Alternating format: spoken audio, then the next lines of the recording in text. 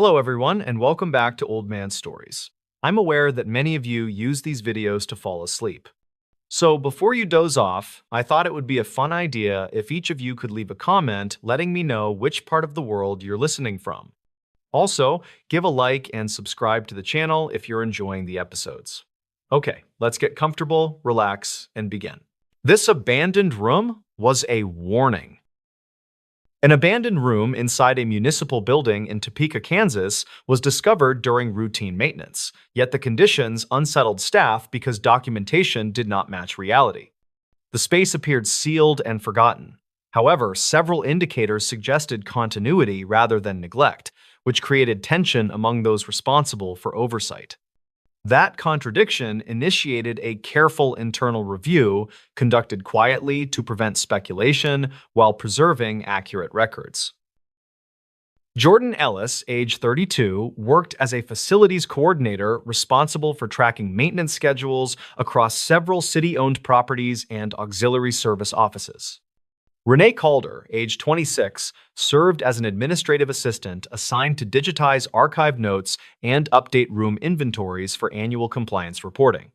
Their shared objective involved confirming that every listed space aligned with dispatch logs and inspection documentation required for external audit. The building housed multiple departments and included storage corridors that had not been actively used since restructuring reduced staff numbers years earlier. State records listed every room as cataloged with assigned purpose following an inspection completed in 2011. Those records did not explain why one door behind a filing corridor lacked identification placard while appearing structurally identical to occupied offices. Jordan noticed the discrepancy while conducting a floor-by-floor walkthrough intended to confirm insurance documentation before renewal review. The door opened without resistance and revealed a compact office containing metal desk, outdated office chair, and wall calendar frozen on the current month.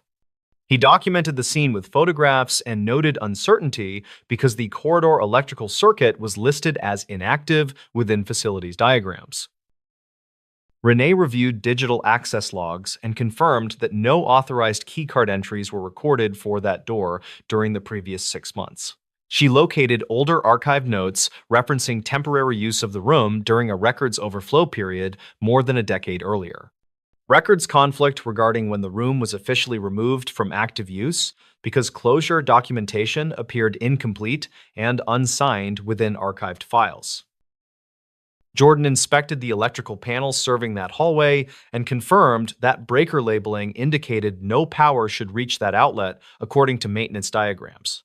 An electrician later verified that the circuit was receiving low-level current through a secondary line that had not been updated during earlier renovations.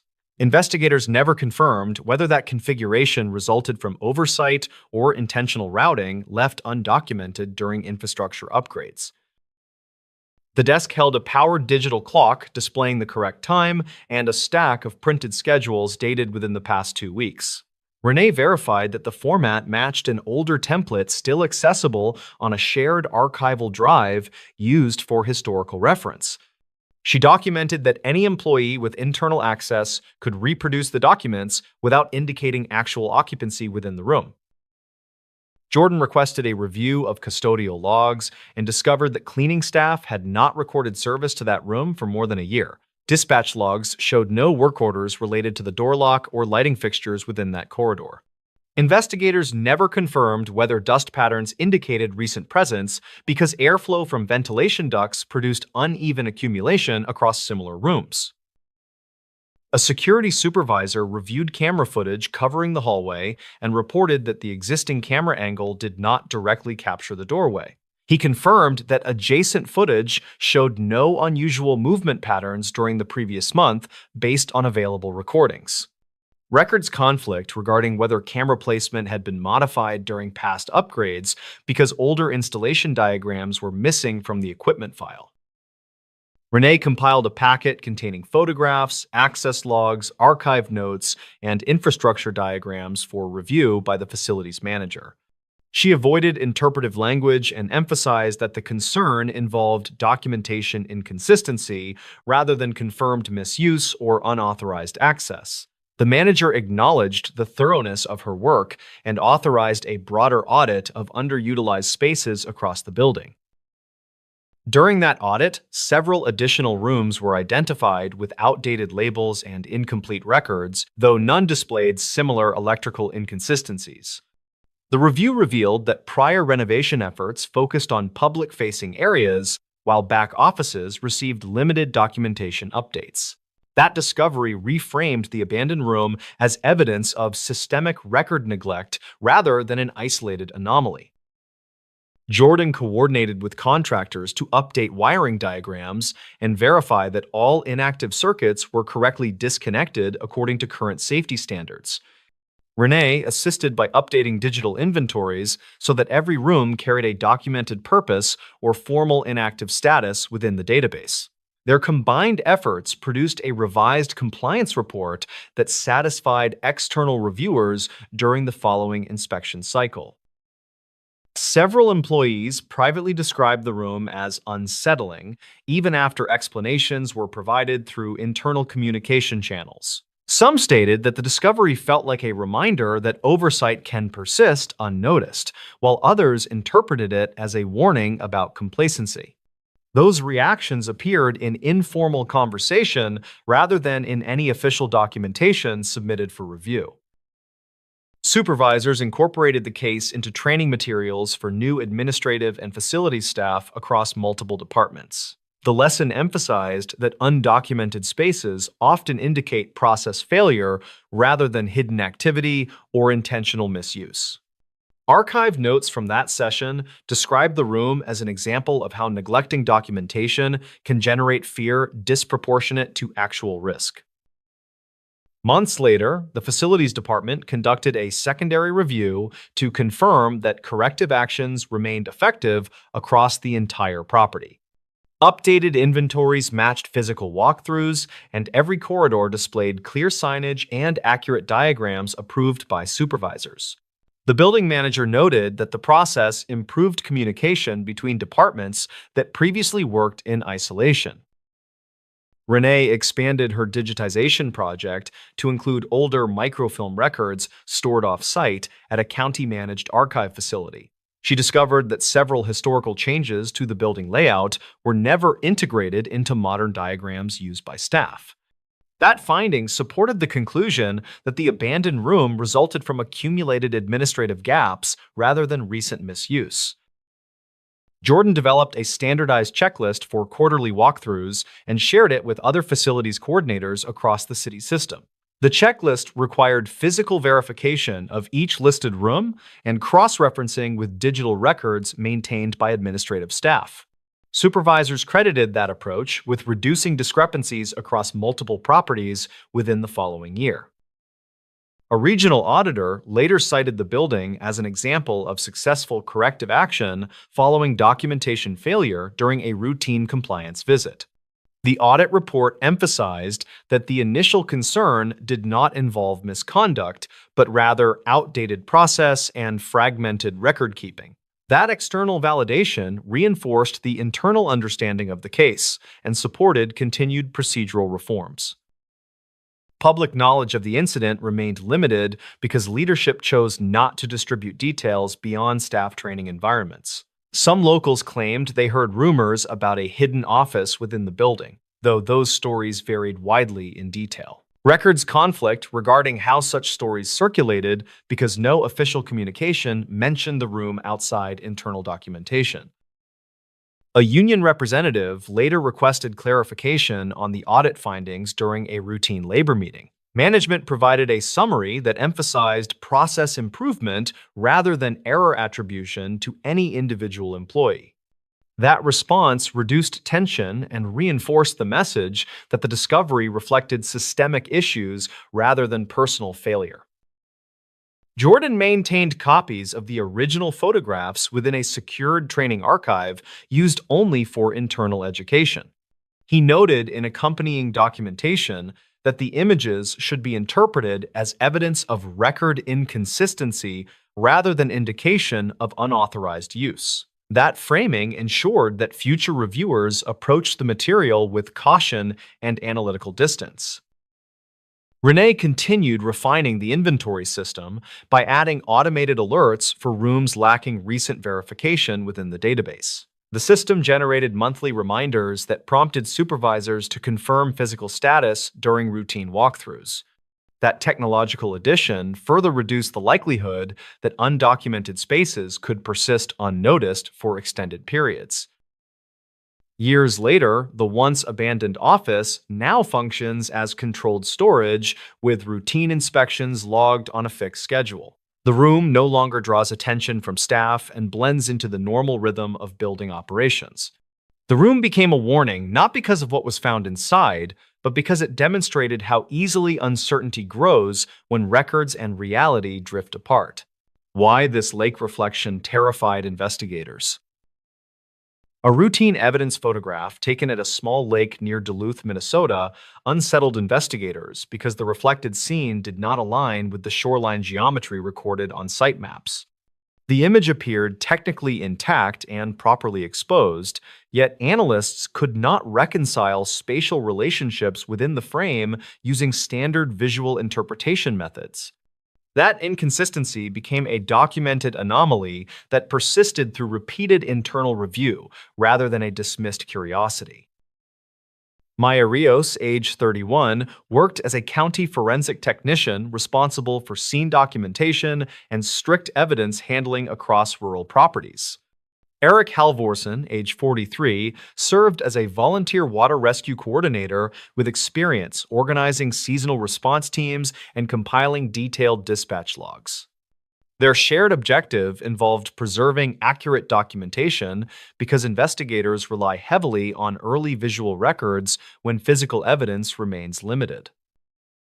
The photograph was captured during a coordinated search for a missing kayaker named Jordan Pike, age 24, who failed to return before sunset after launching from a public access point.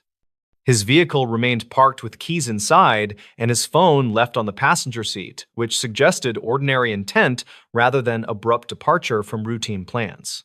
State records show that similar cases often depend on shoreline imagery during the first critical hours of response.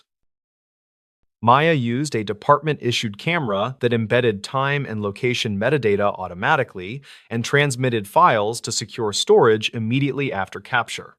Dispatch logs confirm that the image uploaded within 2 minutes of creation, which reduced the likelihood of later modification. Digital integrity checks later verified that the file hash remained unchanged across multiple transfers and storage systems. The photograph depicted calm water with a mirror-like surface that reflected trees and sky with unusual clarity for that time of evening. Analysts noted that the reflected tree line appeared significantly higher than the physical tree line visible behind Maya's position on the shore. Investigators never confirmed whether lens curvature alone could explain the discrepancy because controlled recreations produced inconsistent results across several comparable camera models. Eric coordinated a field recreation the following week using identical equipment and marked positions with survey tape to ensure accuracy. He documented wind speed, temperature, and light levels while participants maintained consistent distances from the waterline. Archived notes from the exercise described partial similarity in reflection behavior, yet no configuration reproduced the pronounced vertical distortion observed in the original image. A county file from 2009 documented dredging activity near the same shoreline after sediment buildup altered boat access. Engineers reportedly adjusted underwater grading during that project, yet records conflict regarding the final contour after contractor revisions were approved. Investigators considered whether subtle underwater slope could influence reflection geometry without being apparent to casual observation above the surface. Weather data from the afternoon showed intermittent temperature inversion conditions across the lake surface, which can affect light refraction over water. A regional meteorologist reviewed the timeline and stated that mirage-like distortion reportedly occurs under specific thermal gradients. Investigators never confirmed whether that effect fully explained the image because comparable conditions during later testing produced weaker distortion. The image also contained a darker band across the reflection that some reviewers initially interpreted as movement within the water column. Pixel analysis later suggested that the band aligned with compression behavior around smooth tonal gradients rather than indicating independent motion. Some locals claim the image suggested something within the lake, though those interpretations appeared only after the photographs circulated on community forums. Maya documented her entire workflow in a supplemental report and included device logs to demonstrate compliance with evidence standards. Eric provided a separate memo summarizing environmental factors using cautious language that emphasized uncertainty rather than implication. External consultants acknowledged that both records reflected careful process while noting that ambiguity remained within the visual outcome. During later review, analysts compared the image against historical shoreline photographs taken during recreational events over the previous decade. Several older images showed minor distortion under similar lighting conditions, yet none displayed the same degree of spatial mismatch between shoreline and reflection. Records conflict regarding whether camera placement differed enough to account for that variation because older metadata was incomplete. Investigators requested assistance from a university optics department that specialized in environmental light behavior. Graduate researchers reviewed the file and suggested that a combination of lens perspective, water smoothness, and atmospheric layering could theoretically create exaggerated vertical displacement. Their simulations produced approximate similarities, but still failed to reproduce the exact proportions seen in the original photograph. Eric organized a second field session months later during comparable seasonal conditions to gather additional reference images. Volunteers documented every variable, including footwear placement, tripod height, and camera angle. Despite extensive documentation, the resulting photographs displayed only mild distortion, which reinforced the perception that the original image remained an outlier rather than a reproducible phenomenon. Maya preserved every version of the file, along with contact sheets and export histories to ensure transparency in later review. She annotated her notes to clarify that the image should not be interpreted as evidence of anything beyond visual inconsistency. Archived notes show that supervisors appreciated her restraint and emphasized the importance of documenting anomalies without assigning meaning. A separate consultant reviewed the lake bathymetry maps and confirmed that the underwater slope changed abruptly near the photographed shoreline. He explained that such transitions can influence how light reflects and refracts across the surface under calm conditions.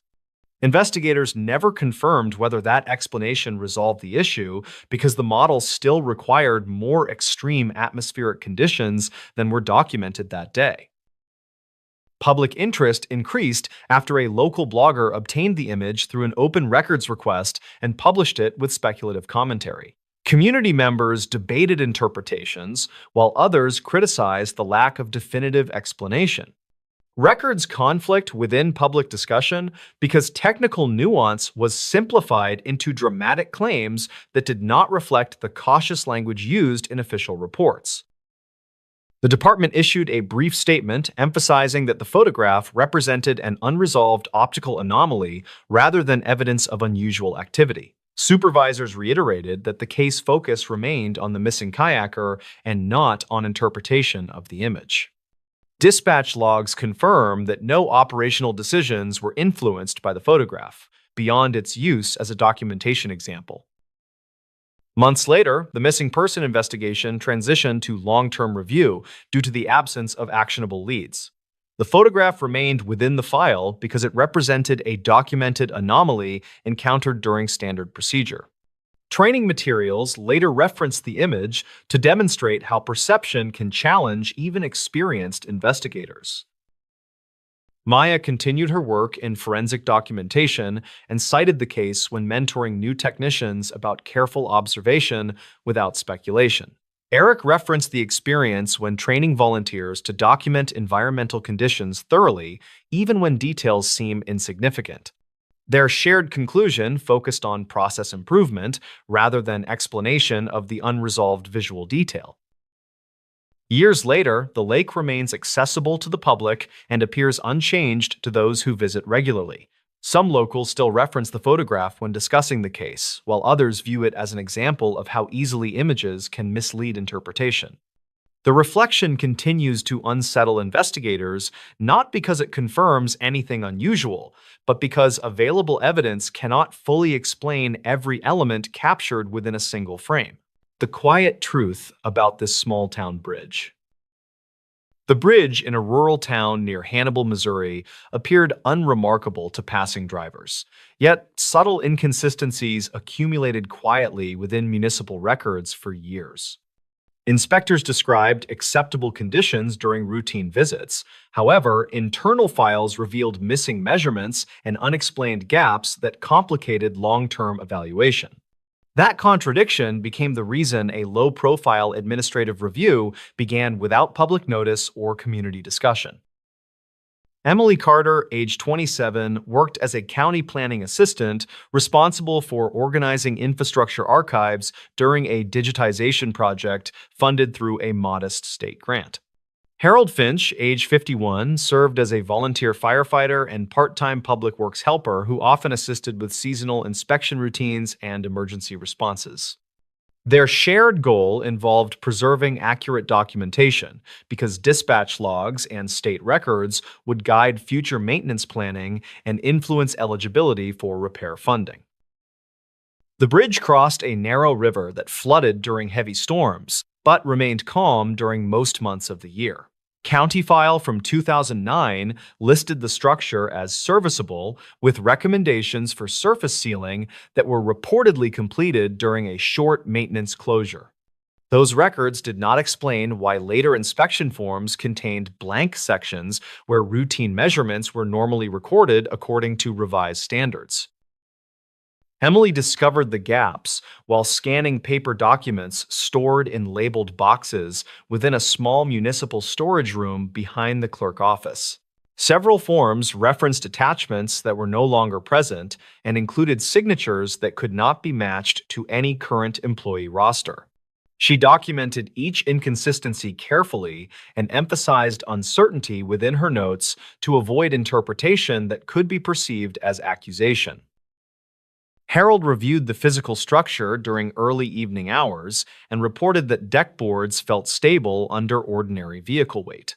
He observed guardrails showing weathering consistent with age and exposure without indicating immediate structural risk or obvious material failure.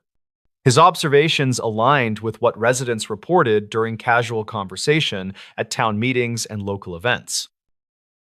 Dispatch logs revealed occasional calls reporting loud impact sounds on the bridge during late-night hours over several years. Officers responded to those calls and documented no visible damage or stalled vehicles during each response. Investigators never confirmed whether those sounds resulted from temperature-related expansion or vibration caused by heavy trucks traveling at higher speeds. Emily compared the call history against maintenance schedules and noticed that reports increased during weeks when inspections were postponed due to staffing shortages. She shared that pattern with the county engineer, who requested that future checks include more detailed measurement logging for consistency. Archive notes show that the recommendation was accepted, yet implementation progressed slowly because procedural changes required additional training. A retired maintenance worker named Paul Jennings, age 68, agreed to review the files after learning about the inconsistencies through informal conversation at a community center. He stated that older practices relied heavily on verbal reporting and that documentation standards changed gradually over decades. Records conflict regarding whether specific readings were ever taken because early equipment logs were not preserved beyond required retention periods. The county engineer requested that Emily compile a comprehensive index of every inspection document related to the bridge since 2000.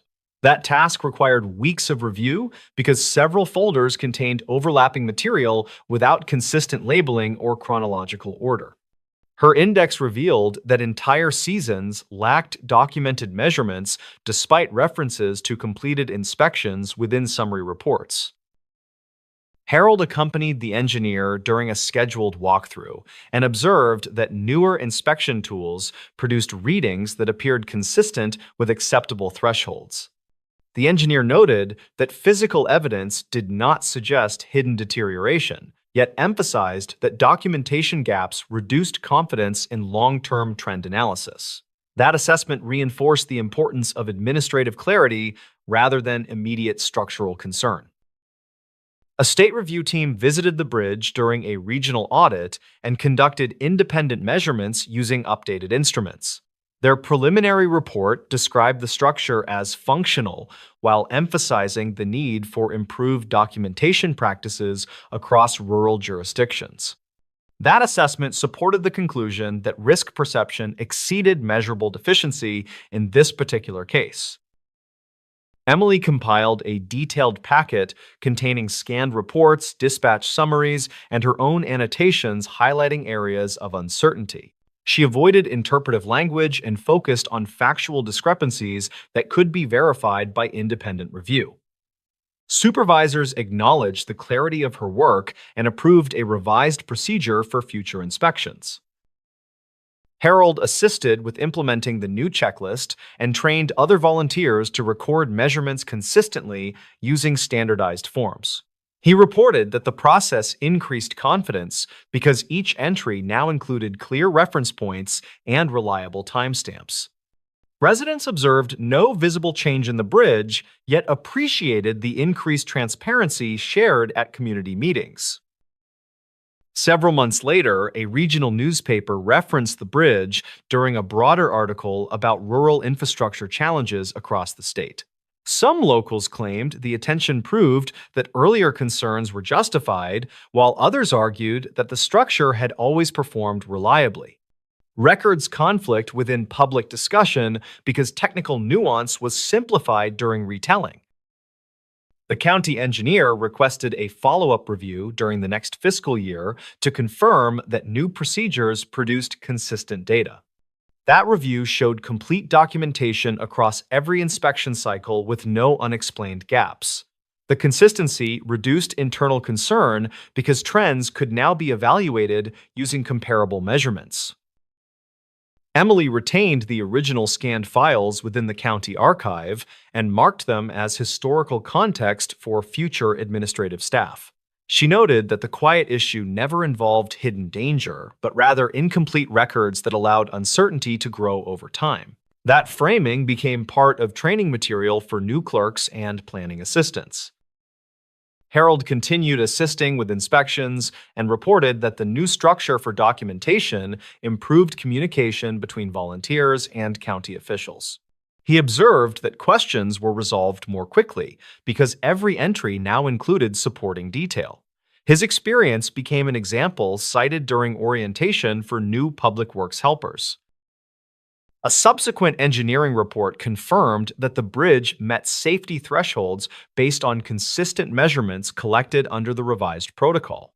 The report credited improved documentation practices for making evaluation more efficient and less ambiguous. No corrective construction was ordered beyond routine maintenance already scheduled within the annual plan. Community perception gradually shifted as the story faded from local conversation and newer issues captured public attention. Some residents still referenced the period of confusion when discussing government transparency, while others barely remembered that any concern existed. The gap between those perspectives illustrated how uncertainty persists longer in memory than resolution. A visiting academic researcher later requested access to the anonymized files while studying documentation practices in small municipalities. She noted that the bridge case demonstrated how administrative weaknesses can mimic structural risk in the absence of clear data. Her observations were included in a journal article that focused on process rather than infrastructure failure. Emily reviewed the article after publication and recognized many elements drawn from her original packet. She appreciated that the case was used to illustrate procedural learning rather than to imply negligence. Supervisors cited the publication when advocating for continued funding of digitization and training programs. Harold reflected on the process during a volunteer appreciation meeting and stated that the experience changed how he viewed routine tasks. He explained that documentation once felt secondary to physical labor, yet the Bridge case demonstrated that records can shape outcomes just as powerfully as tools. His comments were recorded in meeting minutes and shared with regional coordinators. Years later, the bridge continues to carry daily traffic without incident and remains unremarkable to those who cross it regularly. Some locals still reference the period of uncertainty, while others never became aware that any administrative concern existed. The quiet truth remains that the issue centered on incomplete documentation rather than on hidden structural danger. This photo from a mountain cabin still confuses investigators. A single photograph recovered from a mountain cabin near Flagstaff, Arizona, appeared ordinary at first glance, yet analysts struggled to reconcile details visible within the frame. Investigators described the image as technically intact. However, the surrounding context for its creation remained inconsistent across official documentation. That contradiction became the foundation for an extended review process that relied more on archived notes than on physical discovery. Rachel Kim, age 28, worked as a seasonal forestry technician, assigned to document storm impact across remote properties managed by the county land office. David Henson, age 35, served as a volunteer search coordinator with prior experience in wilderness first response and incident documentation. Their shared purpose involved preserving accurate evidence because dispatch logs and archived notes would determine how the emerging timeline was interpreted during later evaluation. The cabin belonged to a retired surveyor named Glenn Porter, age 63, who used the structure for occasional weekend stays during spring and early summer months. Family members reported him overdue after he failed to respond to scheduled check-ins following a planned 3-day visit. His vehicle remained parked at the turnout below the access road, which suggested that arrival occurred according to his stated plan. County deputies entered the cabin after obtaining consent from family members and documented that the interior appeared orderly with no visible signs of forced entry. A kettle rested cold on the stove, and packaged food supplies showed no evidence of spoilage beyond expected timeframes for an unoccupied structure. State records later confirmed that the property had no history of reported incidents beyond minor weather-related damage over several decades. Rachel was assigned to photograph structural conditions for an insurance assessment and used a department-issued camera that embedded time and location data automatically. She captured wide shots of windows, flooring, and roof joints before photographing smaller details near the writing desk and shelving. One image showed a reflection in the opposite wall mirror that did not align with the visible arrangement of objects in the room. Investigators initially suspected a technical artifact and requested that Rachel provide the original file without compression or resizing. Digital analysts reviewed metadata and confirmed that the file had not been altered after capture, according to integrity verification tools. Dispatch logs confirm that Rachel transmitted the image within minutes of creation, which reduced the likelihood of later modification. The photograph depicted the cabin interior with the desk lamp illuminated, yet the mirror reflection suggested the lamp was unlit during capture. Analysts noted that shadows on the wall appeared inconsistent with the single overhead fixture that was visible within the frame. Investigators never confirmed whether multiple light sources could explain the discrepancy because subsequent testing produced variable outcomes. David coordinated a controlled recreation using identical equipment to evaluate whether lens angle or shutter behavior could produce similar effects under repeatable conditions. He documented each step using standardized forms and ensured that Rachel replicated her original position and posture as closely as possible. Archived notes from the exercise described partial similarities, however, no configuration reproduced the exact alignment observed in the original photograph. A county file from 2009 documented electrical irregularities at the property that required rewiring after lightning damage during a seasonal storm. Contractors reportedly replaced most fixtures, yet records conflict regarding whether all circuits were upgraded during that earlier repair. Investigators considered whether intermittent power fluctuation could affect exposure and reflection without indicating any external interference. Weather data for the day showed heavy cloud cover and intermittent gusts that influenced ambient light entering through the small windows. Rachel documented that curtains were partially closed to reduce glare, while she completed her photographic survey inside the cabin. Analysts tested whether shifting exterior light could account for the conflicting shadows. However, modeling did not fully resolve the pattern. The image also contained a faint shape near the doorway that some reviewers interpreted as motion blur caused by slight camera movement. Technical staff measured pixel distortion and concluded that the pattern matched camera shake rather than independent subject motion. Some locals claimed the image suggested a presence within the cabin, though those interpretations emerged only after the photo circulated through community forums. Investigators reviewed Glenn's recent communications and found no indication of distress within his messages or scheduling notes. Reportedly, he planned to complete minor repairs and return home before the next storm system reached higher elevations. Search teams later expanded efforts across nearby trails, yet no conclusive evidence explained his absence within the surrounding terrain. Rachel provided a sworn statement describing her actions and confirmed that she heard no unusual sounds during the inspection process. David submitted his documentation packet with emphasis on uncertainty and avoided interpretive language that could bias later review by external parties. External consultants acknowledged the thoroughness of their process, while noting that technical ambiguity remained unresolved. A laboratory specializing in digital imaging reviewed the file months later and confirmed that compression artifacts did not account for the inconsistency. Their report suggested that overlapping light sources or reflective surfaces could create complex visual effects under specific conditions.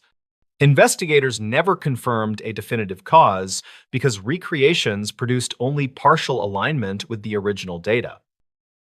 Further review revealed that the cabin mirror originated from an older renovation and contained slight warping, visible only when examined under angled lighting. Technicians measured the glass surface and confirmed subtle curvature that could distort reflections depending on camera position.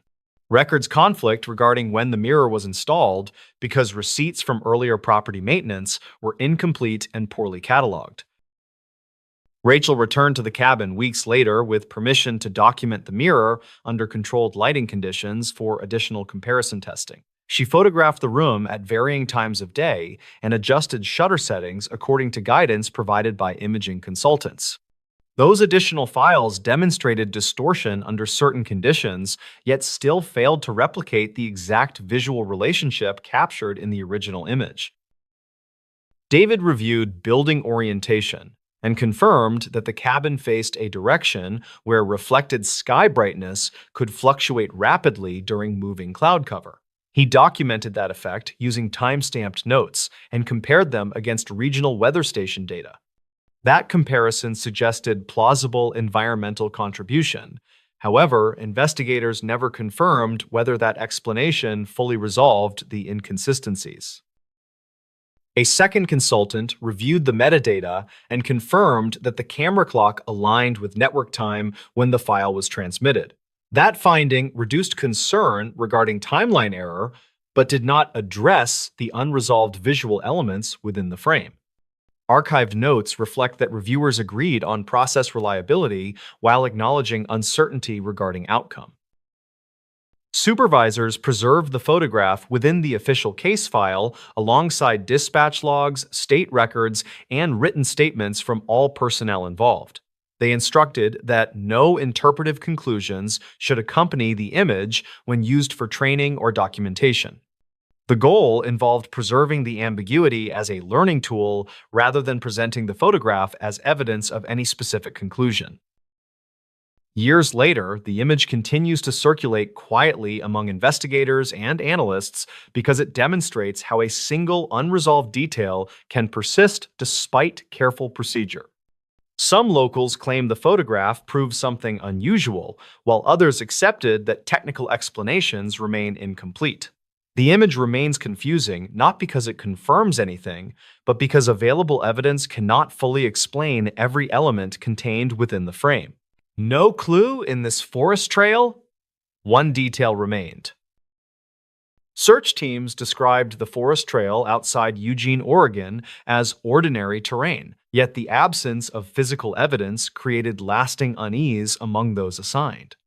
Initial briefings emphasized methodical procedure. However, the consistent lack of usable clues forced investigators to rely on documentation rather than discovery.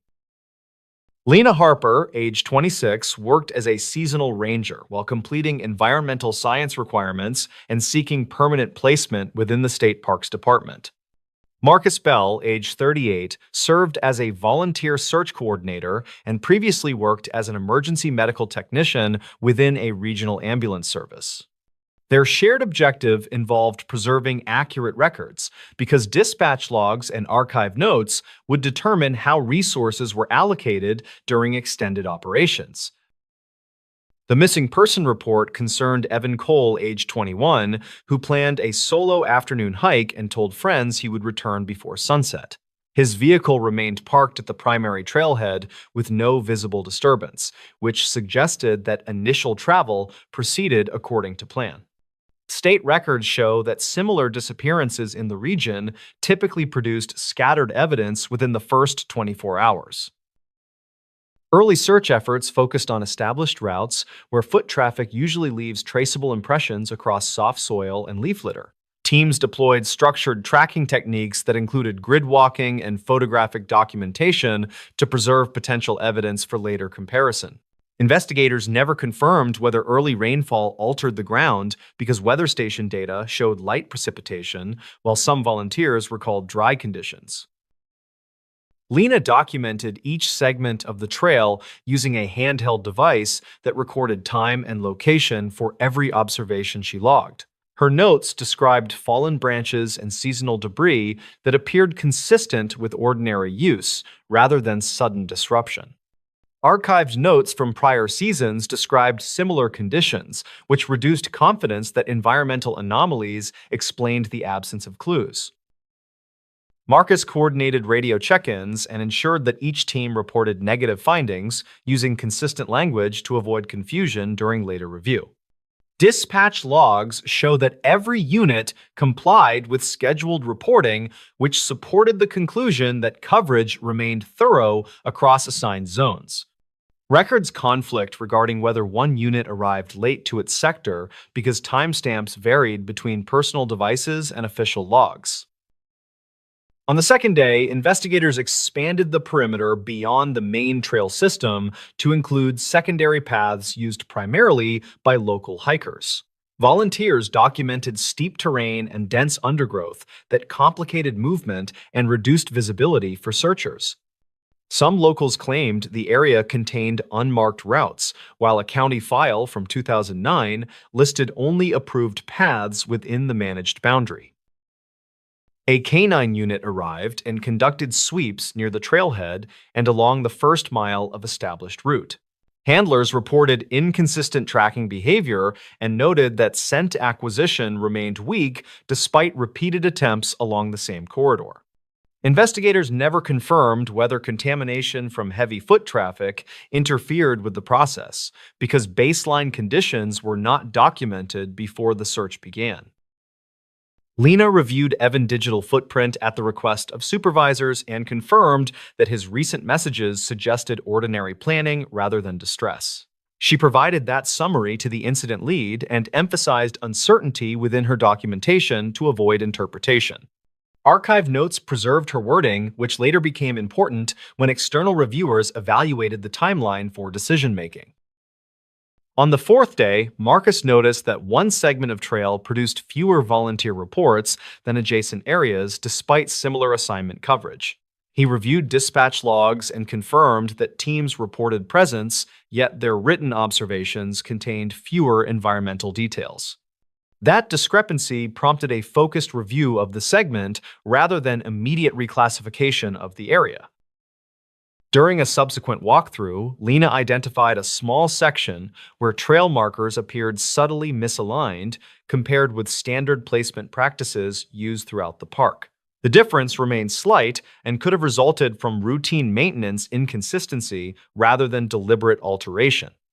Investigators never confirmed whether the alignment influenced navigation because visitors reported successful travel through the area before and after the incident. Marcus requested that survey staff measure spacing and orientation of markers along the corridor to establish whether deviation existed. The resulting data showed minor variance across several locations, which suggested inconsistency rather than targeted change. Records conflict regarding when the last maintenance occurred because work orders were logged under a general category without site-specific timestamps. As the search extended into the second week, supervisors requested that every team submit expanded narrative reports rather than brief checklists. Lena reviewed those narratives and observed that descriptions of sound carried farther in that corridor compared with other sections of the trail.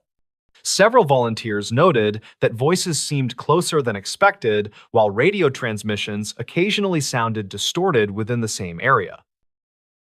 Marcus cross-referenced those reports with equipment logs and confirmed that multiple radios required battery replacement sooner than expected during assignments near that segment. Technicians later explained that dense terrain and moisture can reduce battery performance without indicating equipment failure. Investigators never confirmed whether those conditions influenced perception because similar terrain elsewhere did not produce identical reporting patterns. A geologist consulted during the operation reviewed maps and explained that shallow rock formations beneath the trail could reflect vibration in unusual ways.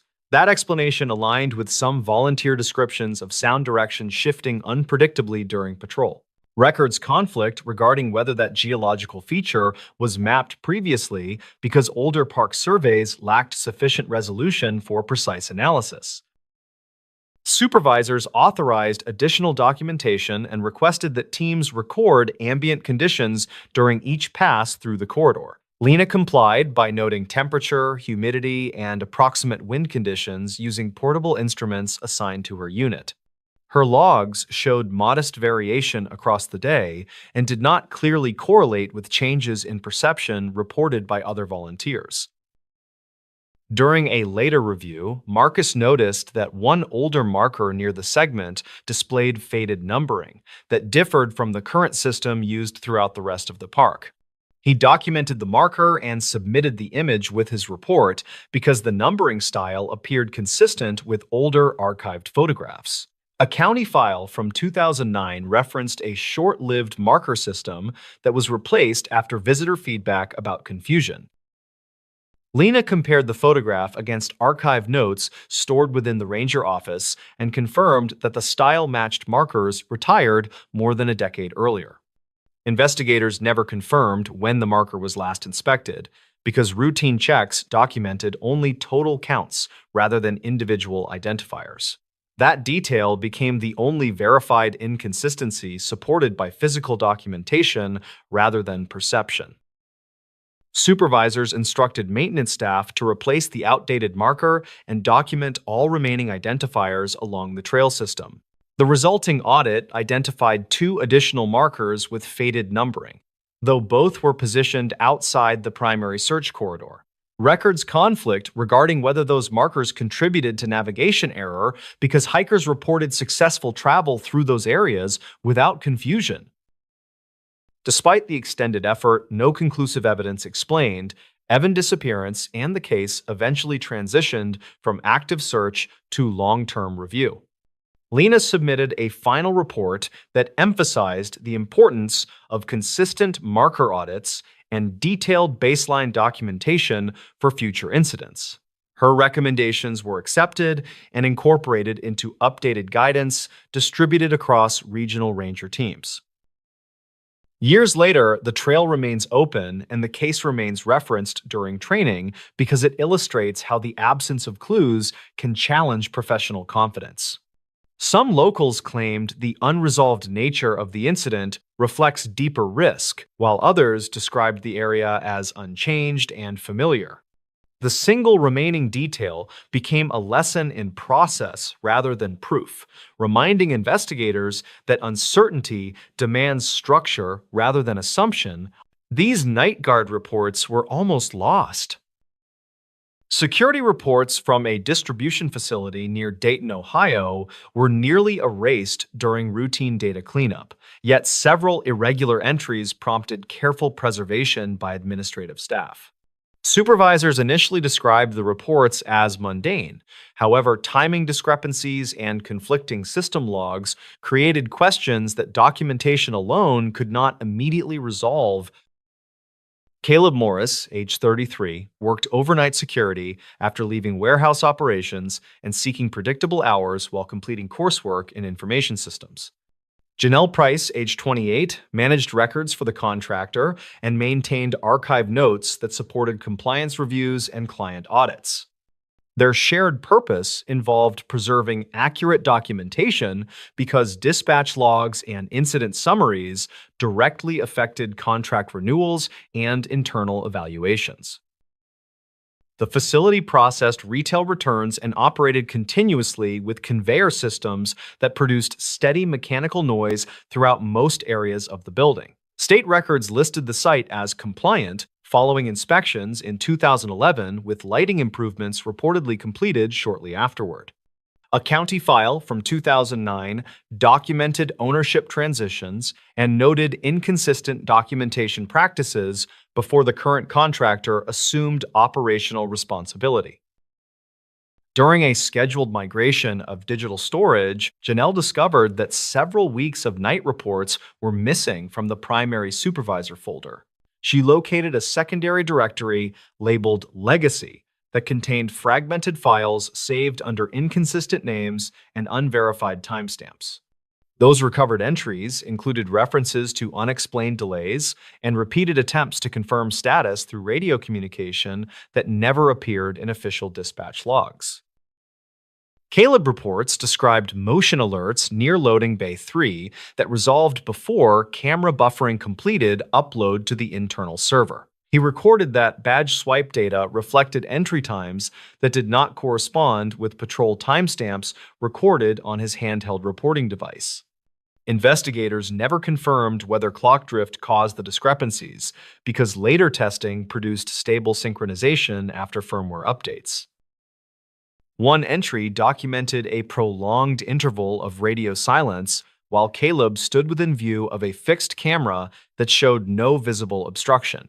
Dispatch logs show he attempted 3 check-ins during that period, although supervisors later received only fragmented transmissions.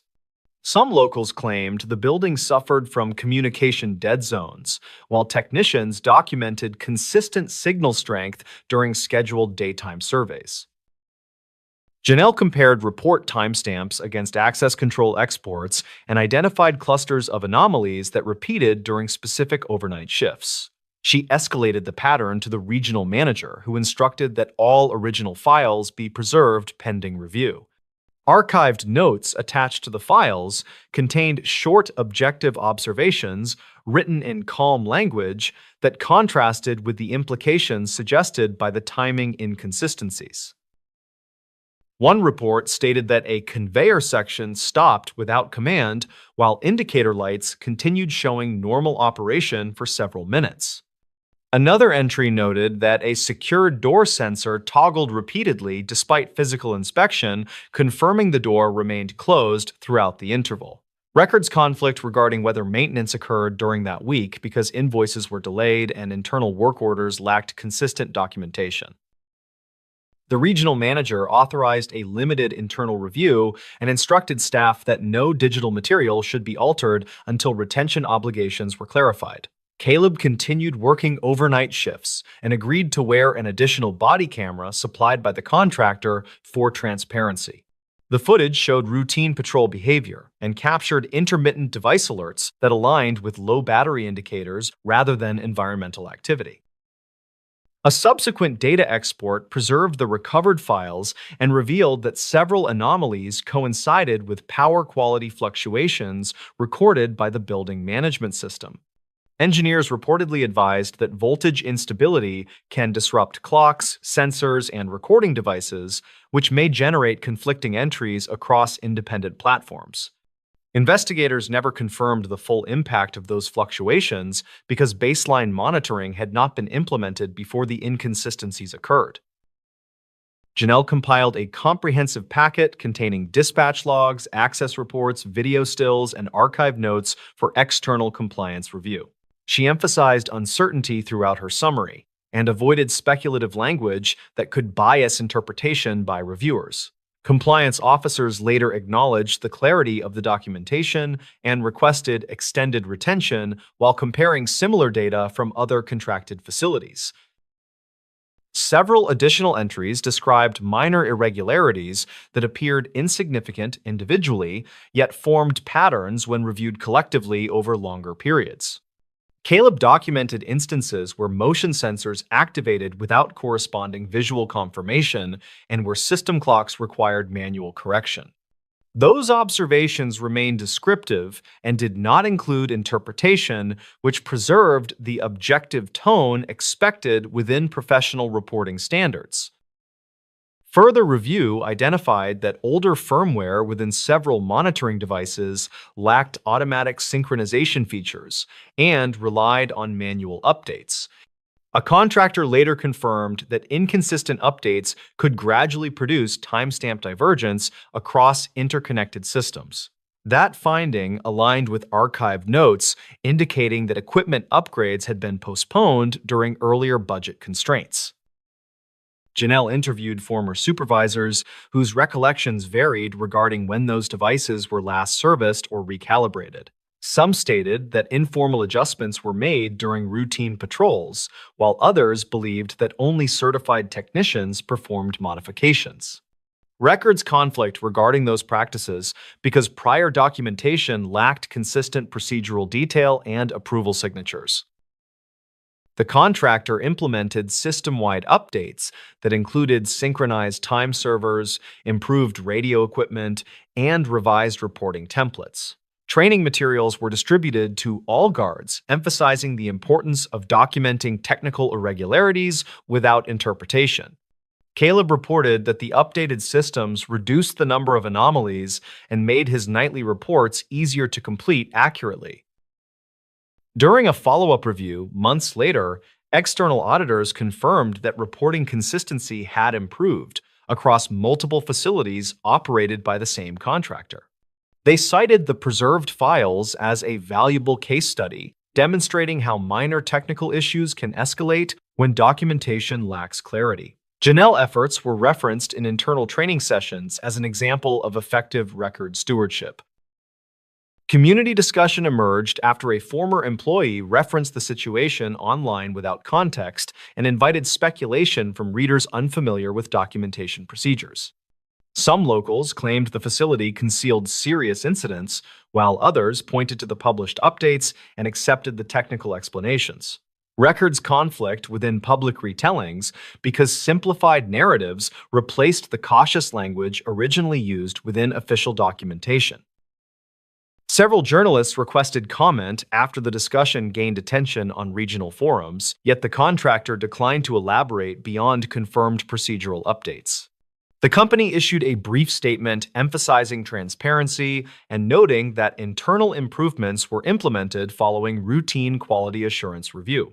That response aligned with standard corporate practice and avoided assigning meaning to unresolved discrepancies within legacy records. The preserved files later became part of a broader training initiative that addressed digital retention and audit readiness across contracted security teams. Supervisors used the case to illustrate how near deletion of records can obscure accountability and limit opportunities for corrective action. Caleb participated in those sessions and described his experience as evidence that thorough documentation protects workers as well as clients. Years later, the archived reports remain stored within the contractor compliance system and are referenced periodically during internal audits. Janelle advanced into a regional compliance role and continued emphasizing careful preservation of primary source material. The reports were almost lost through routine cleanup, yet their survival ultimately improved procedures and clarified the limits of automated systems. The most unsettling cases from a roadside motel. A quiet roadside motel outside Yuma, Arizona appeared forgettable to travelers, yet internal reports suggested patterns that employees struggled to explain. Guests described discomfort and confusion, while desk logs described ordinary activity with routine check-ins and unremarkable departures. Renee Alvarez, age 29, managed the front desk while balancing tuition payments and frequent overnight shifts that disrupted her sleep schedule. Thomas Reed, age 42, handled maintenance duties after leaving warehouse supervision because he wanted more predictable daytime responsibilities. Their shared goal involved stabilizing operations after turnover, created inconsistent procedures and incomplete documentation that weakened accountability. The motel served contractors, seasonal workers, and long-distance drivers who preferred ground floor parking and flexible weekly rates. Archived notes stored in a dented filing drawer described disagreements about billing errors and missing towels without any trend suggesting criminal activity. A county file from 2009 referenced inspection visits that listed minor electrical issues and ventilation recommendations that were reportedly addressed. Those documents did not explain why dispatch logs showed occasional welfare checks requested by guests who claimed the office phone would not answer. Renee created a new incident ledger because previous notebooks contained vague entries that failed to include times or room numbers. She required each complaint to include identification details and encouraged staff to document even minor concerns to establish consistent baselines. Thomas supported the change and began photographing damaged fixtures because he believed visual evidence would protect staff if disputes escalated. Investigators later reviewed those materials and described them as unusually thorough compared with records from similar properties. A truck driver named Mark Holloway, age 36, checked into room 12 and requested ground floor placement because long shifts aggravated chronic back pain.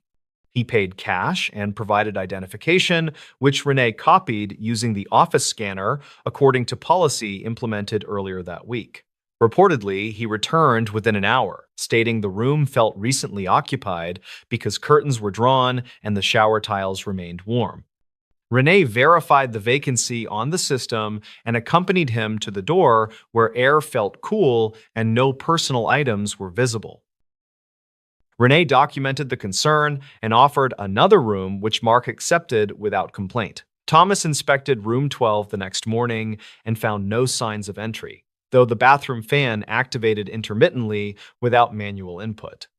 State records later reviewed by an insurer explained that older ventilation units can cycle automatically based on humidity sensors even without human presence. Records conflict about whether the fan was running when Thomas entered because his maintenance log referenced delayed activation.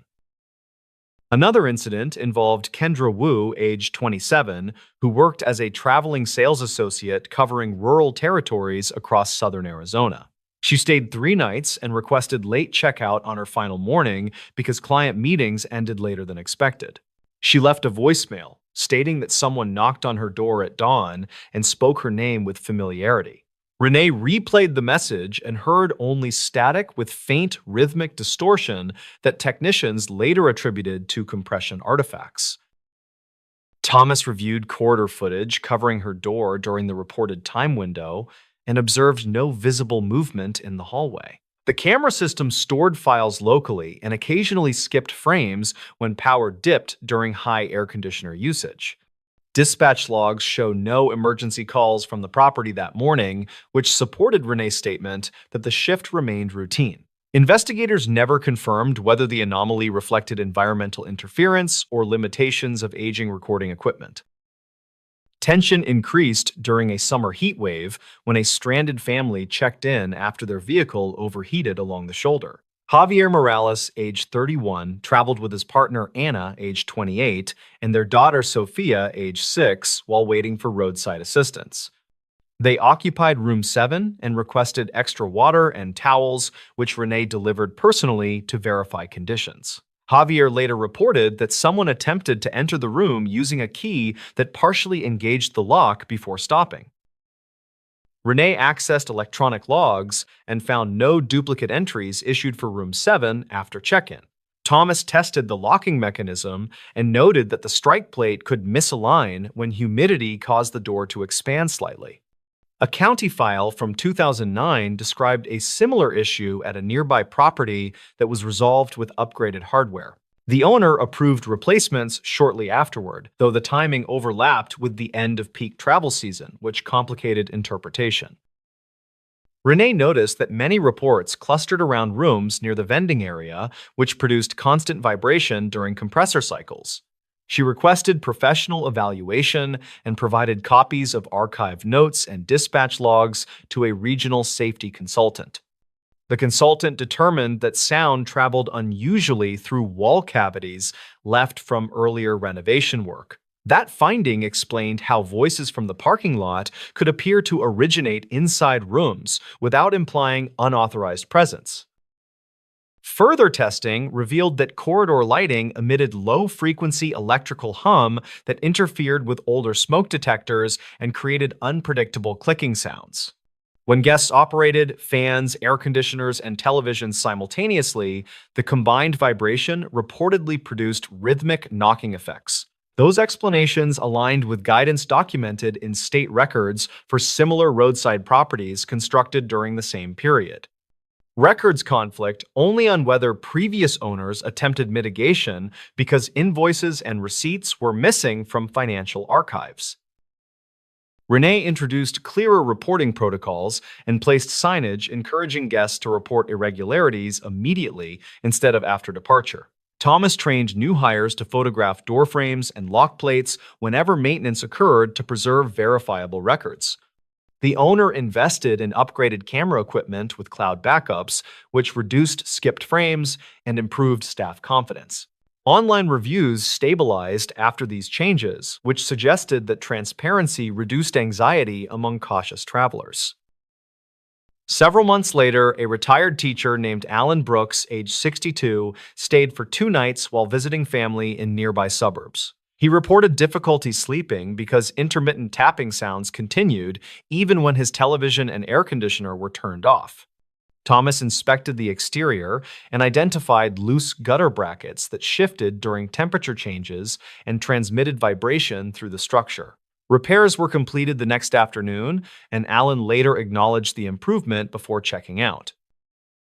An additional report involved a rideshare driver named Celeste Moreno, age 24, who used the motel during overnight shifts for short rest breaks. She reported that her keycard occasionally failed to open the door despite system logs showing correct authorization. Renee verified the encoding device and documented that the magnetic strip reader intermittently malfunctioned during high humidity periods. Technicians later confirmed the defect and replaced the device, which resolved the access errors. A regional contractor reviewed accumulated documentation and concluded that the majority of unsettling experiences resulted from infrastructure aging rather than deliberate misconduct. He praised the consistency of Renee Ledger and cited her documentation practices as a model for small hospitality businesses. That evaluation was shared with ownership and referenced in future training materials used during staff orientation. The process demonstrated how structured reporting can transform uncertainty into manageable operational improvement. Years later, the motel remains operational, and the incident ledger continues to be maintained with discipline. Some locals claimed the property still carried an uncomfortable atmosphere, while others described it as ordinary and practical for overnight travelers. Dispatch logs in recent years reflect minimal service calls, which supports the conclusion that environmental corrections reduced confusion. The cases endure primarily because fragmented records once allowed imagination to fill gaps left by incomplete technical understanding. Never enter this church basement alone. The basement door at a small church in Spokane, Washington, remained locked after closing hours, yet volunteers reported noises during inventory work. Those reports appeared routine until a weekday afternoon incident forced staff to call dispatch after a volunteer failed to answer radio checks. Mariah Collins, age 27, coordinated weekend volunteers at the church and tracked donated supplies while completing coursework for a community college. Daniel Ortiz, age 34, worked as a HVAC technician and agreed to inspect damp odors reported near rooms beneath the sanctuary. Both arrived on a Tuesday afternoon because the building manager wanted documentation for insurance questions raised by earlier water damage claims. Their stated goal involved photographing conditions and logging measurements that could support repairs requested through a small preservation grant program. Church maintenance records indicated previous flooding episodes and mold remediation efforts that reportedly occurred after heavy spring storms several years earlier. Archived notes stored in a filing cabinet described warped door frames and intermittent electrical faults that volunteers documented during walkthroughs before reopening events. State records reviewed later by an insurance adjuster suggested the property underwent inspections in 2011 with recommendations that were implemented. Those documents did not mention the narrow storage corridor where Daniel planned to test airflow while Mariah photographed labeling on donation bins. They entered through a side stairwell that required portable lighting because overhead fixtures flickered and failed to illuminate corners consistently. Dispatch logs later showed no emergency traffic for the building during that hour, which supported the manager's belief that conditions were manageable. Daniel carried a handheld anemometer, while Mariah held a digital camera and clipboard provided by the church office for documentation. The plan involved moving slowly room by room with periodic check-ins using inexpensive radios purchased for volunteer coordination. According to Mariah's later statement, she noticed a chemical odor that grew stronger near a locked utility closet at the far end. Daniel reportedly suggested opening the closet to verify airflow obstruction while emphasizing that any action should be documented for accountability. Mariah attempted to contact the building manager for permission, but the call failed and the radio produced only static responses. Records conflict regarding whether the closet lock showed tampering before entry, which later complicated efforts to reconstruct the sequence of events. Daniel used a small screwdriver to disengage the simple latch, while Mariah stood several steps back and continued recording video. The door opened to reveal stacked folding chairs and a portable dehumidifier connected to an extension cord that ran through the corridor. Mariah's camera captured a brief audio spike that investigators later described as mechanical feedback rather than evidence of human movement. Some locals claimed afterward that the sound resembled whispering, though those accounts appeared only after rumors circulated on neighborhood social media groups. At approximately 3:15 in the afternoon, Daniel radioed that he felt lightheaded and requested a brief pause near the stairwell. Mariah responded immediately and began walking toward him while narrating her observations in a calm voice for the ongoing recording. Her video shows Daniel leaning against the wall with visible perspiration and slowed speech while insisting that the building air felt heavy. Investigators never confirmed whether environmental exposure contributed to his condition, because later testing produced inconsistent readings across multiple sampling attempts. Mariah suggested ending the inspection and guiding Daniel upstairs, which aligned with volunteer safety guidance described in archived notes. As they moved toward the stairwell, the radio activated unexpectedly and broadcast bursts of feedback that obscured their attempts to coordinate movement. Dispatch logs show a single unanswered call attempt from the church landline during that minute, which later prompted questions about connectivity, reliability. The camera recording ended abruptly when Mariah's battery indicator flashed low and the device powered down near the bottom of the stairs. The building manager arrived within 20 minutes after a neighbor reported the side door standing open during school dismissal traffic. He found Daniel seated on the stair landing and Mariah attempting to fan him with a clipboard while speaking softly. Emergency medical technicians evaluated Daniel on site and determined that transport was unnecessary based on stable vitals and improving symptoms. A brief incident report was completed for church records and forwarded to the insurer, which later became part of a documentation packet. During a subsequent review, an adjuster referenced a county file from 2009 that mentioned unauthorized storage by a former tenant. That file described disposal of solvents and cleaning agents under supervision, though investigators never confirmed whether residues persisted within wall cavities. Records conflict about the timing of those activities because church leadership changed hands several times, and older documentation was reportedly misplaced. Mariah provided her partial video and written notes to the insurer, which later circulated among contractors evaluating remediation options. Daniel scheduled a follow-up appointment with his primary care physician, who documented dehydration and recommended rest after reviewing the incident timeline. He returned to work the next week and reported no ongoing symptoms, which influenced the insurer decision to close the medical portion. Mariah continued volunteering, but requested that future inspections include professional monitors and clearer procedures for communication during basement activities. Her request was added to the safety plan and approved by the board during a routine meeting held the following month. Despite the administrative resolution, the incident attracted attention after a volunteer mentioned the event to friends who shared speculation online. Some posts implied hidden dangers, while others repeated exaggerated details that were not supported by dispatch logs or contemporaneous documentation. The church issued a short statement emphasizing transparency and sharing that independent testing would occur before any future use of the basement. Local coverage summarized the event cautiously and noted that investigators never confirmed wrongdoing while acknowledging that records conflict complicated interpretation. Contractors performed air sampling and surface swabs across multiple rooms and reported that results varied depending on location and ventilation conditions. A follow-up assessment recommended sealing gaps around ductwork and replacing the aging dehumidifier to improve circulation throughout the lower level. Those recommendations aligned with guidance found in state records for similar facilities experiencing moisture intrusion and intermittent electrical issues. Work orders were approved and scheduled over several weekends, which limited disruption to programs and allowed volunteers to observe safer practices.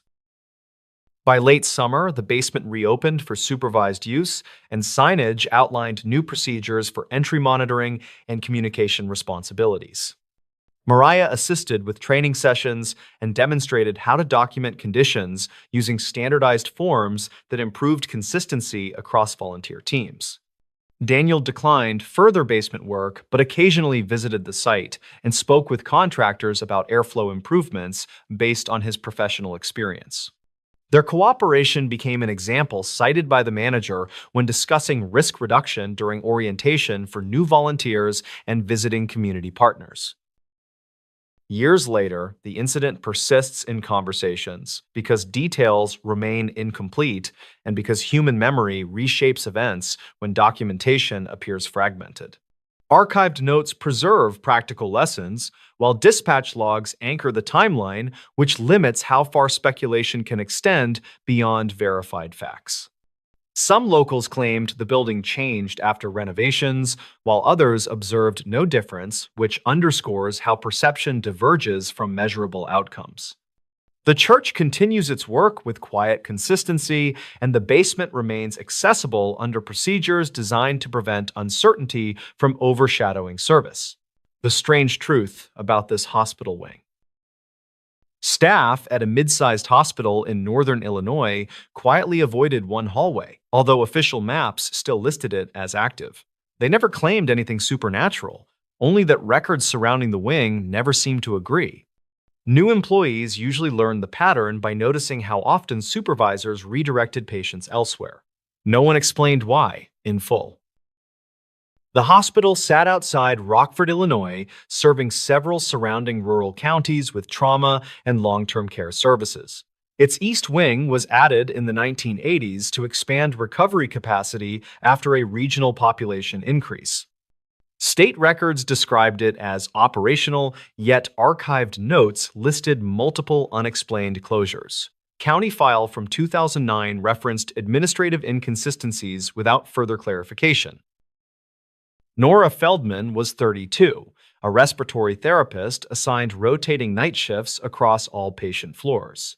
Her goal was simple: gain experience, maintain stability, and transfer closer to family within 2 years. Nora followed protocols carefully and rarely questioned departmental decisions. Her dispatch logs later placed her repeatedly near the East Wing nursing station. Jacob Reed was 41, a hospital maintenance supervisor responsible for infrastructure inspections and safety compliance. He focused on electrical systems, ventilation flow, and structural vibration reports. Jacob trusted documentation more than rumors, yet he often noticed mismatched dates on repair tickets. He kept copies of those tickets inside a personal folder. The third individual was Clara Jennings, 26, a medical records assistant tasked with digital archiving. Her responsibility involved transferring paper charts into long-term electronic storage. Clara spent hours reviewing admissions, discharges, and interdepartmental transfers. She began noticing repeated gaps in East Wing patient files. Official floor plans showed the East Wing contained 12 recovery rooms, 1 supply station, and a physical therapy area. However, modern patient databases listed only 7 rooms as active. Investigators later noted that historical updates never explained the reduction. Records conflict about when the other rooms were removed from use. Nora first realized something felt wrong when she attempted to deliver oxygen equipment to room 12. The hallway lighting dimmed gradually, despite full power indicators on the panel. Her access badge opened the door, yet the room inside was completely empty. She reported the condition to her supervisor, who reportedly advised her to move on. Jacob inspected the same room the following morning and found nothing structurally unusual. Ventilation worked, outlets were active, and walls showed no sign of water damage.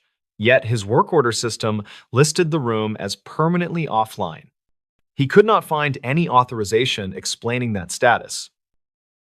Clara later searched for patient records associated with that room number. The database returned several partial files, all missing discharge summaries. Some entries ended abruptly, while others redirected to unrelated departments. Clara flagged the inconsistencies for later review. Hospital administrators reportedly attributed the irregularities to early digital conversion errors. They stated older paper files had been lost during prior renovations. Archive notes from 2011, however, suggested multiple audits had already addressed that claim. No formal correction followed those audits. Nora continued passing the hallway during night rounds and noticed temperature changes near the closed rooms. Her equipment sometimes showed lower readings only within that section. She recalibrated devices repeatedly, yet the pattern remained. Nora recorded the data without attaching personal interpretation. Jacob later discovered that the East Wing's power usage did not match the number of active rooms. Energy logs indicated ongoing electrical consumption from areas officially marked unused. He reported the discrepancy to facility management, who reportedly categorized it as minor variance. No follow-up inspection was scheduled. Clara found a patient admission file dated 2014 that referenced physical therapy sessions in room 10. According to current maps, that room no longer existed. The therapist's signature appeared legitimate, yet the department denied recent use of the space. Clara saved a copy of the record. Some locals claimed the East Wing had once been a temporary isolation area during a regional outbreak. Others insisted it served as overflow for critical care during winter emergencies. Investigators never confirmed either explanation. Records conflict regarding the wing's original specialized purpose. Nora overheard two senior nurses quietly discussing earlier patient transfers. They reportedly mentioned individuals moved suddenly without standard discharge procedures. When Nora asked about those comments, the conversation ended. She documented the moment only as incomplete testimony. Jacob reviewed archived maintenance blueprints showing hidden access panels behind several walls. Those panels did not appear on modern renovation plans. He requested clarification from engineering consultants who could not locate matching documentation. Jacob stored the blueprints in his personal records. Clara Cross referenced admission numbers and discovered several duplicated patient identifiers. Each duplicate pointed to different outcome categories. Investigators later noted that such duplication should have been impossible under system controls. The hospital attributed it to legacy software overlap. The first external audit occurred after a patient family requested a transfer history explanation. Their relatives' file listed treatment locations that no longer matched existing departments. Hospital representatives provided a simplified summary without addressing those discrepancies. The family reportedly accepted the explanation without further complaint. Nora later encountered a locked supply cart positioned in the unused hallway. Inventory tags showed recent stocking dates. No department claimed responsibility for the cart. It disappeared from the hallway 2 days later. Jacob noticed that security cameras covering the East Wing sometimes restarted without logged maintenance events. Video gaps appeared at irregular intervals. Security staff attributed the issue to routine system refresh cycles. Jacob recorded the times for comparison. Clara discovered one archived memo describing a temporary administrative boundary inside the East Wing. The memo lacked signatures and referenced no follow-up actions. She could not find any related correspondence. Clara labeled it as unresolved internal communication. Local reporters requested public floor access information during a general hospital transparency review. The East Wing was briefly omitted from the published summary. Afterward, a corrected version included the wing without explanation. No public statement addressed the revision. Nora was assigned a patient transfer route that briefly passed through the unused hallway. She described the corridor as unusually quiet compared to the rest of the hospital. Her patient asked why that area felt different. Nora answered only that renovations were ongoing. Jacob compared vibration readings from different building sections and found subtle anomalies near the East Wing foundations. The differences were small but consistent across multiple days. Engineering consultants reportedly dismissed them as environmental noise. Jacob did not fully agree with that assessment.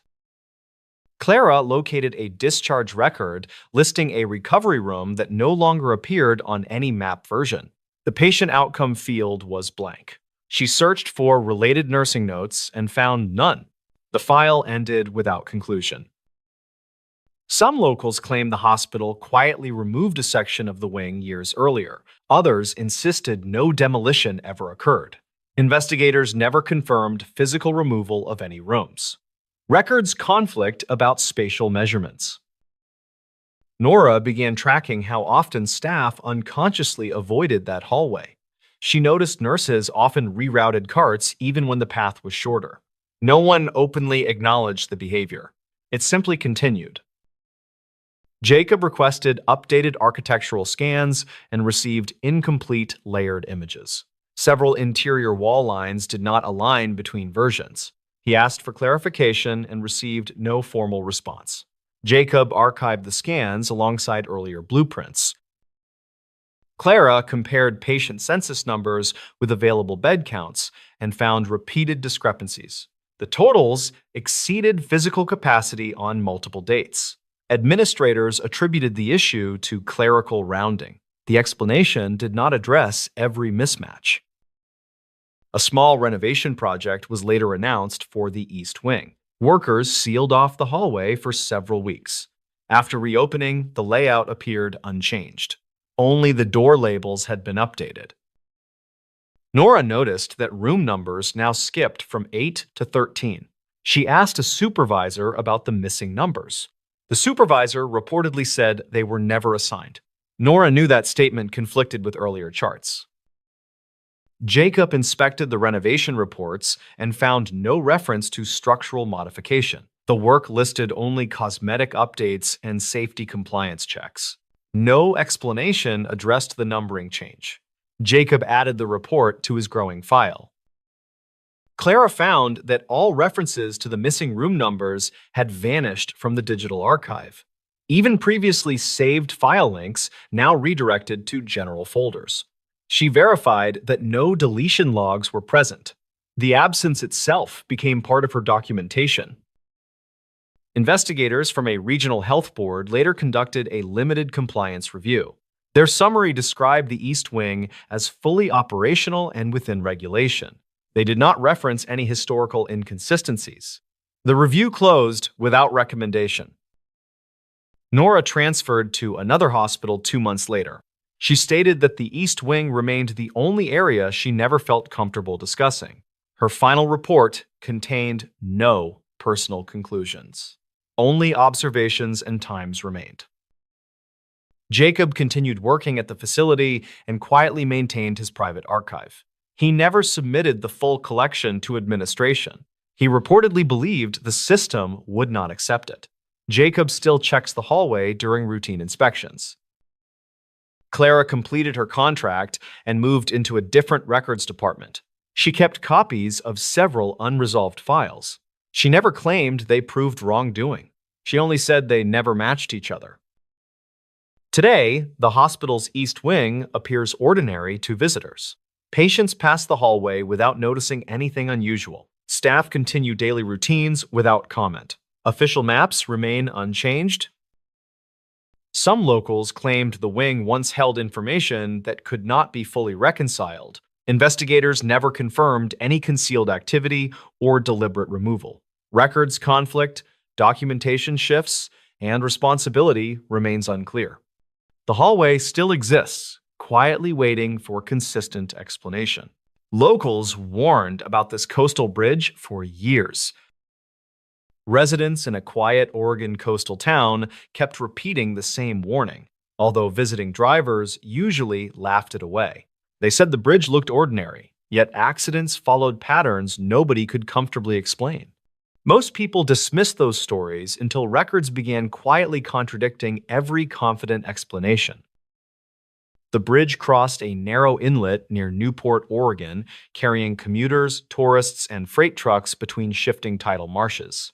It was built in the 1970s, reinforced again in 2011 after corrosion damaged interior supports.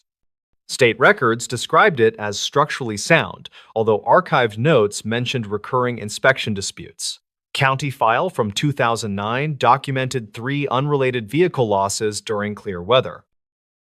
Mark Henson was 34, a delivery contractor, driving nightly seafood shipments toward inland distributors across that crossing. He believed the stories were exaggerations created by bored residents watching traffic from nearby cafes. Mark only wanted consistent income and predictable routes, not local legends wrapped around simple steel beams. His dispatch logs later placed him on the bridge shortly after 10:41 that evening. Erin Wallace, 29, worked as a marine biology graduate assistant collecting water samples beneath the same structure. She often heard tires echo above her boat, sometimes followed by sudden braking and confused horns. Erin reported those sounds to harbor staff, who told her traffic always behaves strangely near changing tides. She recorded her observations inside a waterproof notebook marked with times and weather conditions. The third witness was Leonard Pike, 61, a retired surveyor photographing shoreline erosion for a volunteer conservation group. Leonard spent hours watching shadows slide across concrete pillars while measuring small shoreline collapses. He said drivers frequently slowed at the center span, even when no vehicles blocked their path. Investigators later noted Leonard's timing aligned with multiple unexplained traffic reports. Locals claimed fog caused the confusion, yet many incidents occurred under clear afternoon skies with high visibility. Some residents blamed salt corrosion, while others insisted hidden currents vibrated the bridge from below. Investigators never confirmed either explanation, although records conflict about vibration sensor accuracy. Archive notes mentioned repeated recalibrations that never fully stabilized measurement results. Mark first noticed the pattern during his third delivery week when his steering wheel briefly pulled left. He corrected easily, but the sensation lingered longer than any pothole or crosswind he remembered. Mark told coworkers who joked about ghost tides and magnetic sandbars beneath the pavement. He stopped mentioning it after laughter replaced practical discussion. Erin experienced something different while anchoring beneath the central span during low tide surveys. She felt subtle pressure waves moving against her hull without visible surface disturbance. Her instruments showed normal readings, yet the boat drifted sideways in slow, controlled motion. She wrote that the movement felt deliberate, though she avoided assigning intention. Leonard reviewed historical maps showing repeated shoreline adjustments near the bridge foundations. Older charts from 2003 showed underwater contours that no longer matched modern sonar imaging. He reported those discrepancies to county engineers, who reportedly thanked him without following further. Leonard kept his own comparison files inside a sealed binder. The first serious accident occurred during early summer when a tourist van scraped the guardrail without braking. Passengers said the driver suddenly felt disoriented, though toxicology tests returned completely normal. The vehicle stopped inches from the drop, and everyone walked away physically unharmed. Dispatch logs recorded the driver repeating that the road briefly felt unfamiliar. State inspectors reviewed the site again, issuing another statement confirming compliance with safety standards. They replaced reflective markers and added additional lighting along the midspan. Local newspapers printed reassuring headlines, while online comments remained quietly skeptical. Some locals claimed the changes only made the bridge feel more unsettling. Mark crossed the bridge later that week during a light coastal drizzle. He reported a sensation like slowed time while the surrounding scenery continued normally.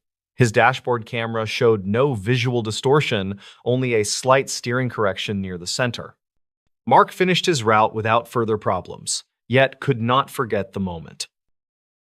Erin reviewed her notes that evening, realizing several boat drift events matched Mark's crossing times. She contacted harbor administration with those correlations, although officials reportedly found no actionable conclusions. Her archived notes now contained overlapping times, tide levels, and unexplained lateral movements. She labeled the page as preliminary coincidence, not evidence. Leonard compared Erin's timing with his erosion measurements and noticed identical intervals between irregular shoreline collapses. The spacing suggested a repeating underwater shift occurring every several days. He shared his findings with a coastal geologist who advised cautious interpretation. Records conflict regarding whether that consultation continued afterward. The second accident involved a small pickup that slowly drifted into the opposing lane without visible steering input. The driver insisted his hands remain steady on the wheel, although investigators never confirmed mechanical failure. Witnesses described the truck moving as if guided, not pushed. No injuries occurred, yet the report unsettled everyone who read it. Local forums began collecting personal accounts, many describing the same directional pull near the center span. Some locals claimed the bridge reacted to tides, while others blamed unseen foundation settling. Engineers stated both theories lacked sufficient supporting measurements. Still, the comments continued appearing with disturbing consistency. Mark considered requesting a new route, but reliable coastal work paid better than inland alternatives.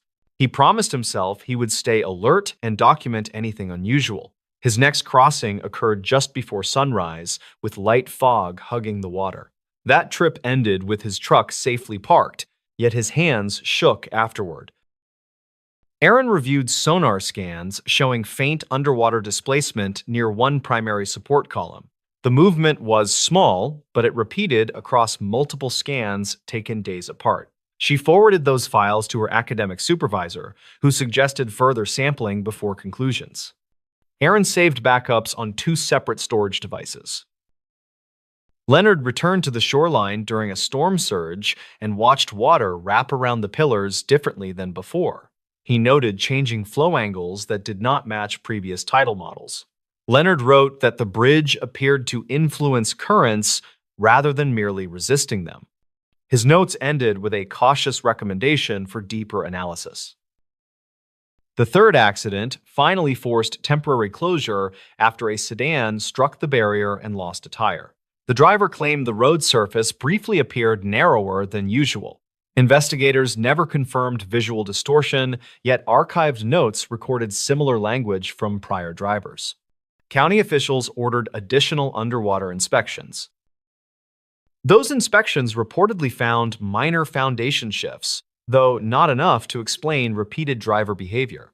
Engineers reinforced the affected section and reopened the bridge weeks later. New statements emphasized safety, stability, and ongoing monitoring. Local conversations, however, remained uneasy.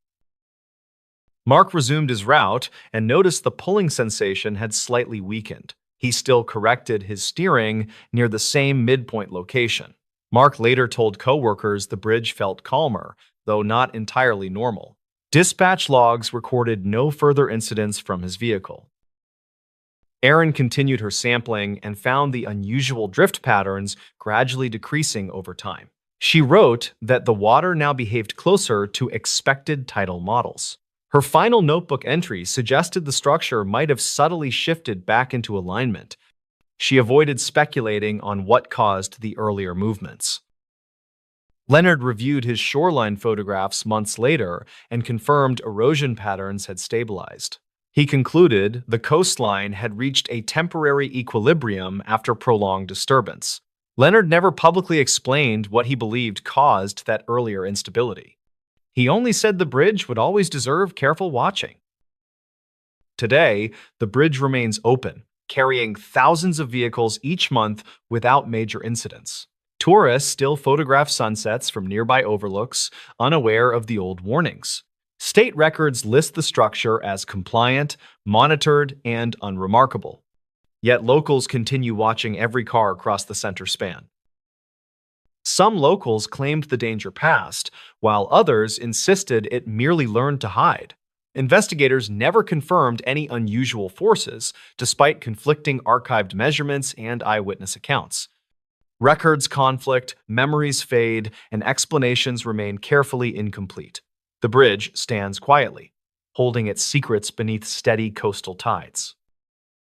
Hello everyone, and welcome back to Old Man Stories. I'm aware that many of you use these videos to fall asleep. So before you doze off, I thought it would be a fun idea if each of you could leave a comment letting me know which part of the world you're listening from. Also, give a like and subscribe to the channel if you're enjoying the episodes. Okay, let's get comfortable, relax, and begin. This abandoned room was a warning. An abandoned room inside a municipal building in Topeka, Kansas, was discovered during routine maintenance, yet the conditions unsettled staff because documentation did not match reality. The space appeared sealed and forgotten. However, several indicators suggested continuity rather than neglect, which created tension among those responsible for oversight.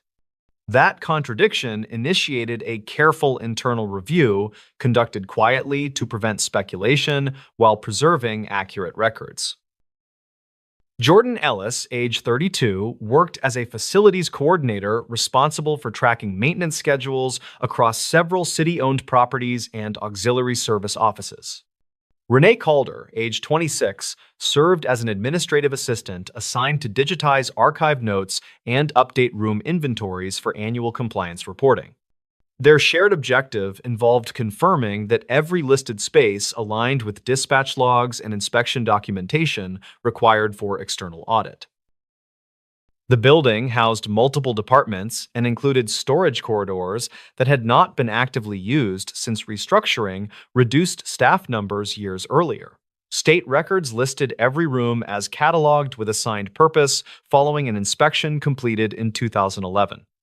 Those records did not explain why one door behind a filing corridor lacked identification placard while appearing structurally identical to occupied offices. Jordan noticed the discrepancy while conducting a floor-by-floor walkthrough intended to confirm insurance documentation before renewal review.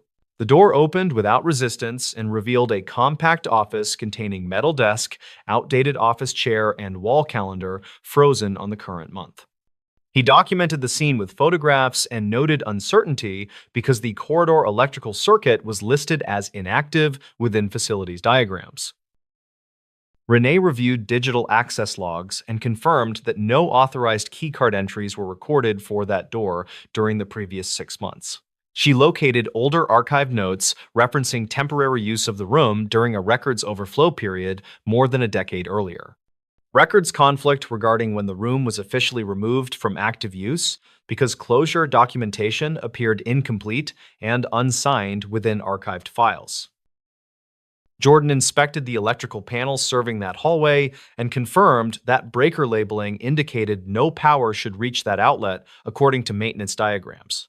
An electrician later verified that the circuit was receiving low-level current through a secondary line that had not been updated during earlier renovations.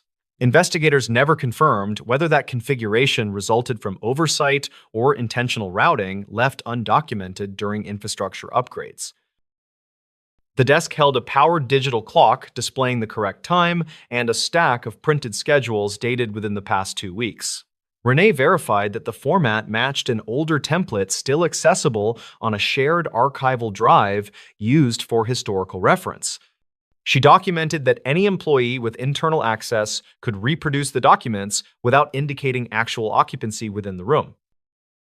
Jordan requested a review of custodial logs and discovered that cleaning staff had not recorded service to that room for more than a year. Dispatch logs showed no work orders related to the door lock or lighting fixtures within that corridor. Investigators never confirmed whether dust patterns indicated recent presence because airflow from ventilation ducts produced uneven accumulation across similar rooms.